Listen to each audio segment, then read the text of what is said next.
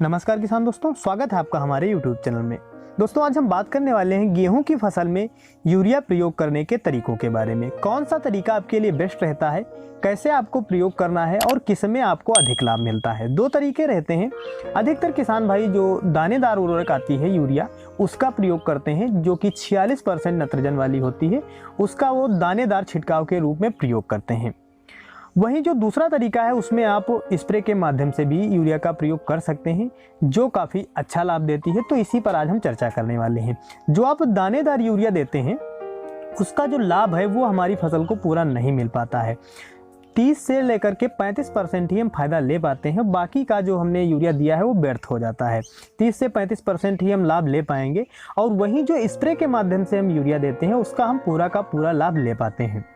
बात की जाए इनकी डोज की, तो जो आप दानेदार उर्वरक दे रहे हैं, यूरिया दे रहे हैं, उसमें आपको 45 से 50 केजी जो आप यूरिया देते हैं उसकी जगह पर आप केवल 4 से 5 केजी प्रति एकड़ के हिसाब से स्प्रे के रूप में प्रयोग में ला सकते हैं।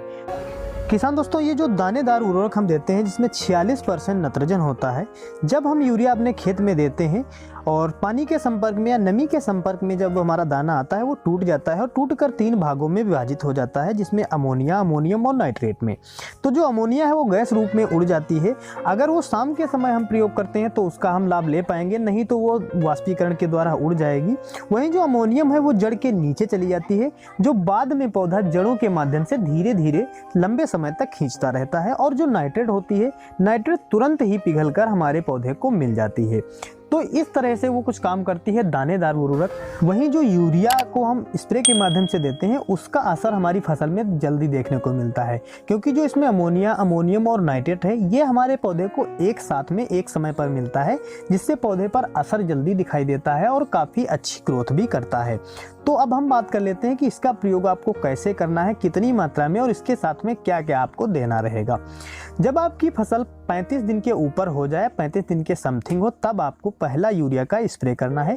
इसके साथ में आपको जिंक का प्रयोग करना है। 4 केजी प्रति एकड़ के हिसाब से यूरिया ले लें और 500 ग्राम चिलिटेट जिंक ले लें।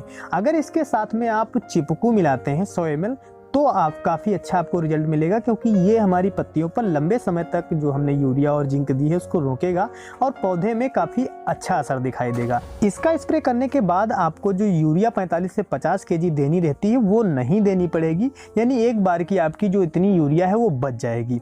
तो इस तरह से आप इसके 2 भी स्प्रे कर सकते हैं। इसका जो दूसरा स्प्रे है वो 20 दिन के अंतराल पर आप कर सकते हैं, लेकिन उसके साथ में आप चिल्टेट जिंक ना मिलाएं। अगर आपकी फसल पीली दिखाई दे रही है, कमज़ोर दिखाई दे रही है, तभी आप उसमें फिर से जिंक मिलाएं, अन्यथा आप केवल 4 केजी यूरिया का प्रति एकड़ के हिसाब से प्रयोग कर सकते हैं। अब जो सबसे जरूरी बात आपको ध्यान रखनी है वो है पानी की मात्रा। पानी की मात्रा आपको 280 से 300 लीटर ही रखनी है। इससे कम अगर आप पानी की मात्रा रखते हैं तो आपकी फसल पीली पड़ सकती है, सूख सकती है।